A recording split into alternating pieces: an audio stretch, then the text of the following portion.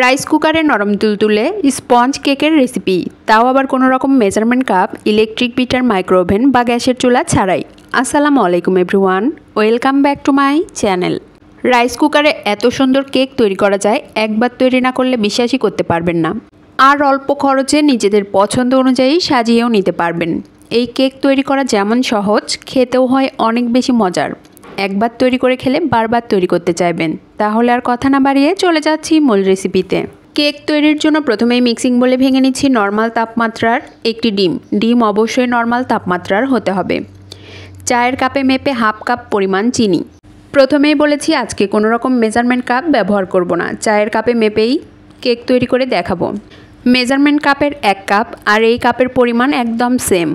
আমি half cup পরিমাণ চিনি ব্যবহার করেছি। আপনারা আপনাদের টেস্ট বুঝে চিনির পরিমাণ কমিয়ে বা বাড়িয়ে নিতে পারেন। সামান্য লবণ, যে কোনো মিষ্টি খাবারে সামান্য লবণ দিলে খাবারে ব্যালেন্স হয়, তবে যারা পছন্দ করেন না তারা বাদ দিতে পারেন।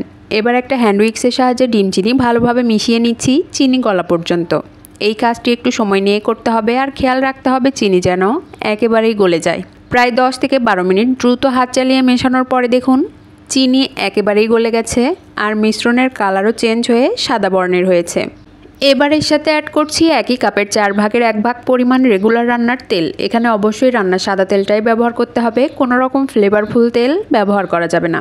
একই পরিমাণে জ্বালিয়ে ঘন করা তরল দুধ। ঘন তরল দুধ ব্যবহার করলে কেকের টেস্ট অনেক গুণ বেড়ে যায়।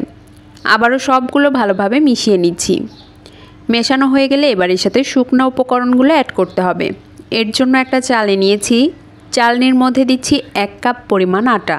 আপনারা চাইলে আটার পরিবর্তে ময়দাও ব্যবহার করতে পারেন। 1 চা চামচ পরিমাণ বেকিং পাউডার, হাফ চা চামচ পরিমাণ বেকিং সোডা। এখন সবগুলো ভালোভাবে চেলে নিচ্ছি। শুকনো উপকরণগুলো অবশ্যই চেলে নিতে হবে, এতে করে আটার ভিতরে বাতাস ক্রিয়েট হবে, কেক ফুলতে সাহায্য করবে। শুকনো উপকরণগুলোও চেলে নেওয়া হয়ে গেছে। আজকে একদম ঘরোয়া উপকরণে কেক তৈরি করে দেখাবো। কেকে সুন্দর ফ্লেভার আর ডিমের কাঁচা গন্ধ দূর করার জন্য এবার এর সাথে অ্যাড করছি 1 চা চামচ পরিমাণ লেবুর রস। বেকিং পাউডার, বেকিং সোডা, লেবুর রস একত্রিত হয়ে কেক ফুলতে অনেক বেশি সাহায্য করবে। লেবুর রস অ্যাড করার পর হ্যান্ড উইক্সের সাহায্যে সবগুলো ভালোভাবে মিশিয়ে নিচ্ছি। এই ব্যাটার মেশানোর ধরা বাঁধা কোনো নিয়ম নেই, যে কোনোভাবে মেশালেই হলো। তবে একদিক থেকে ঘুরিয়ে ঘুরিয়ে ফোল্ডিং মেথডে মেশালে খুব দ্রুত মিশে যায়। সবগুলো ভালোভাবে মেশানোর পরে ব্যাটার অনেকটাই ঘন মনে হচ্ছে। এমন ঘন ব্যাটার দিয়ে কেক কখনোই পারফেক্ট হবে না। পারফেক্টভাবে কেক তৈরি করার জন্য আবারও কিছুটা তরল দুধ অ্যাড করছি। এখানে আবারও 1/4 কাপ পরিমাণ তরল দুধ নিয়েছি। অল্প অল্প করে অ্যাড করছি আর ভালোভাবে মিশিয়ে নিচ্ছি।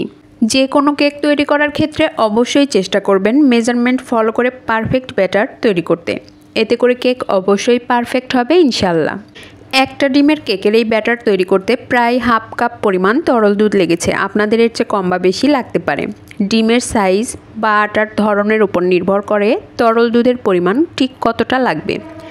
সব কিছু ভালোভাবে মেশানোর পরে ব্যাটারের কনসিস্টেন্সি ঠিক কেমন হয়েছে আমি আপনাদের দেখিয়ে দিচ্ছি। দেখুন, একটু উপর থেকে ফেললে সাথে সাথে মিলিয়ে যাচ্ছে না, কয়েক সেকেন্ড পর মিলিয়ে যাচ্ছে। কেক তৈরির জন্য ব্যাটার একেবারেই রেডি। কেক সেট করার জন্য রাইস কুকারের বোল আগে থেকেই তেল ব্রাশ করে রেডি করে নিয়েছি। তলানিতে পেপার বসিয়ে পেপারও ভালোভাবে তেল ব্রাশ করে নিয়েছি। এবার এর মধ্যে আগে থেকে রেডি করে রাখা ব্যাটার সম্পূর্ণটাই ঢেলে দিচ্ছি। সম্পূর্ণ ব্যাটার ঢেলে দেওয়া হয়ে গেলে বোল 3 থেকে 4 বার হালকা ট্যাপ করে নিচ্ছি। এতে করে এর ভেতরে কোনো এয়ার বাবলস থাকলে ফেটে বেরিয়ে যাবে। এবার একটা ঢাকনা দিয়ে ঢেকে রাইস কুকারের সুইচ চেপে দিচ্ছি। সুইচ চেপে দেওয়ার পরে দেখুন আর্ম অপশন থেকে কুকিং অপশনে চলে গেছে। কুকিংয়ে যাওয়ার পর প্রায় 4 থেকে 5 মিনিটের মতো কুক হয়েছে। এরপর কিন্তু আবারও আর্ম অপশনে চলে গেছিলো। 15 মিনিট পর পর আরও 2 বার কুক দিয়েছি। প্রায় 1 থেকে 1.5 মিনিটের মতো করে কুক হয়েছে। মোট 45 মিনিট রাইস কুকার রেখেছিলাম আর এর মধ্যে একবারও ঢাকনা সরাইনি। 45 মিনিট পর ঢাকনা সরিয়ে মাশাআল্লাহ দেখুন কেক কত সুন্দরভাবে বেক হয়েছে। ভেতরে পারফেক্টভাবে হয়েছে কিনা একটা কাঠি দিয়ে চেক করে নিচ্ছি। কাঠি একদম ক্লিন আসছে, তার মানে ভেতরেও একদম পারফেক্টভাবে হয়ে গেছে। কেক ঠান্ডা হওয়ার পরে একটা স্প্যাচুলার সাহায্যে সাইডগুলো ছাড়িয়ে নিচ্ছি। এখানে অবশ্যই চেষ্টা করবেন নরম কিছুর সাহায্যে সাইডগুলো ছাড়িয়ে নিতে, তা না হলে রাইস কুকারের বোলে দাগ পড়তে পারে। এখন বোল থেকে প্লেটে কেক নামিয়ে নিচ্ছি। দেখুন কেক কতটা পারফেক্ট হয়েছে, দেখে নিশ্চয়ই বুঝতে পাচ্ছেন। আপনারা বাসায় অবশ্যই একবারের জন্য হলেও ট্রাই করবেন। আমার রেসিপির কোথাও যদি আপনাদের একটুও ভালো লেগে থাকে অবশ্যই লাইক, শেয়ার, কমেন্টস করবেন। ইউটিউব চ্যানেল থেকে দেখলে চ্যানেলটি সাবস্ক্রাইব করবেন আর ফেসবুক পেজ থেকে দেখলে পেজটিতে একটা লাইক অথবা ফলো দিয়ে দিবেন। কেক কতটা নরম তুলতুলে আর স্পঞ্জি হয়েছে সেটা দেখে নিশ্চয়ই বুঝতে পাচ্ছেন। দেখার সৌন্দর্যের জন্য আমি উপরে চকলেট গানাশ দিয়ে সাজিয়ে নিচ্ছি। আপনারা আপনাদের পছন্দ অনুযায়ী যে কোনোভাবে কিন্তু সাজিয়ে নিতে পারেন। চকলেট গানাশ বাসায় তৈরি করাই ছিল, এই জন্য ওপরে দিয়ে দিচ্ছি। ওপরে চকলেট গানাশ দেওয়া হয়ে গেলে এবার দেখার সৌন্দর্যের জন্য কিছুটা ড্রাই কোকোনাট ছড়িয়ে দিচ্ছি। আপনারা আপনাদের পছন্দ অনুযায়ী যে কোনোভাবে সাজিয়ে নিতে পারেন। কেক দেখতে কতটা লোভনীয় হয়েছে, এবার কেটে দেখিয়ে দিচ্ছি কতটা নরম তুলতুলে। আশা করি আমার রেসিপি আপনাদের সকলেরই অনেক ভালো লেগেছে। এতক্ষণ আমার সাথে থাকার জন্য সবাইকে অনেক অনেক ধন্যবাদ। আসসালামু আলাইকুম, আল্লাহ হাফেজ।